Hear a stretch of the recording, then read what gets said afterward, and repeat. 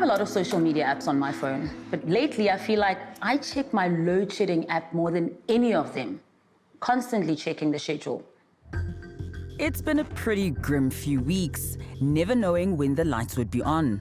And when Eskom warned Stage 8 was expected, you can imagine what a nightmare it was for Cape Town Mayor Jordan Hill-Lewis.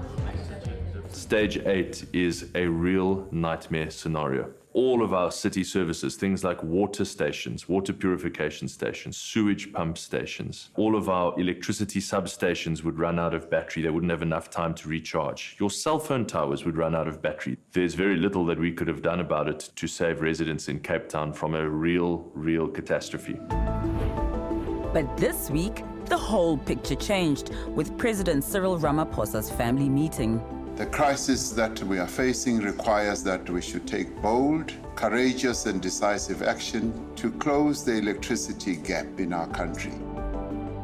In one foul swoop, he ended Eskom's monopoly on power production, lifting the limits on those municipalities that can afford to buy power from independent producers.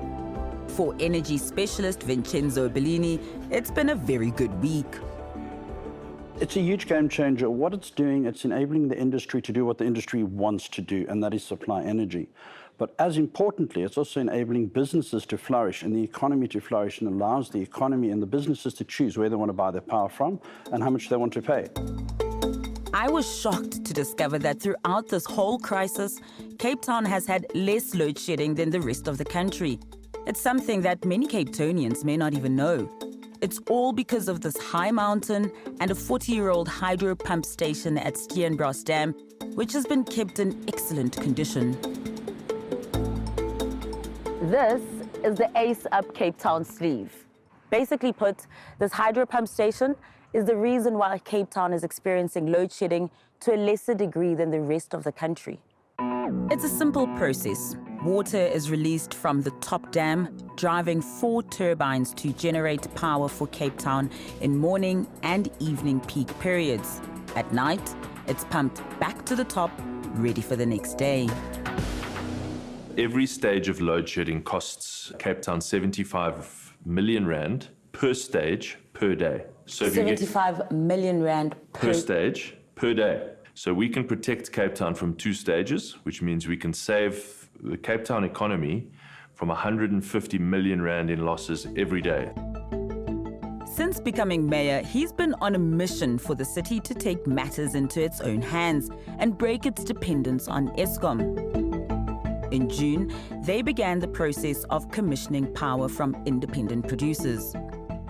Our singular obsession is making up that load shedding gap, and that is about 400 to 500 megawatts. The city of Cape Town has played a pivotal role in a drawn-out legal battle, which finally allowed municipalities to buy and generate their own power. Now, the president has lifted the remaining restrictions and promised to simplify the legislation. Does this mean that the legislation will also change and ease up, and it won't be as bogged down as it was before? So there's already been an announcement by the Department of Environmental Affairs that they are going to cut down on the environmental processing times. And now with the president bringing all the departments together to form this one-stop shop, it's going to take their preparation from 3 years, possibly down to about 6 months. So I hope it sends a very clear message to NERSA in particular, that the registration process should be a matter of days, not weeks, not months, and certainly not years. It sends a message to the Minister of Energy that he should not stand in municipalities and cities' ways who are trying to do this. There's no need for ministerial permission. We can get on with it. We're all fed up with high electricity prices and load shedding, and anyone who can afford to install a solar system is doing so. Some are even selling excess power back to the city.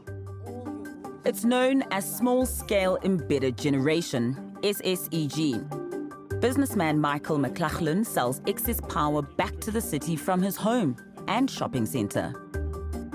This complex generates about 40% of what it consumes, and we also do push back into the grid a small amount when in non-peak times, which means that we get about a 43% savings off our electricity bill. Could you tell us how the tariffs work?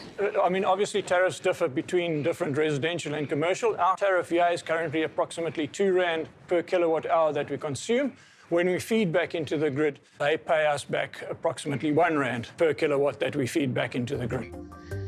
In the past, business had to consume more electricity than they sold.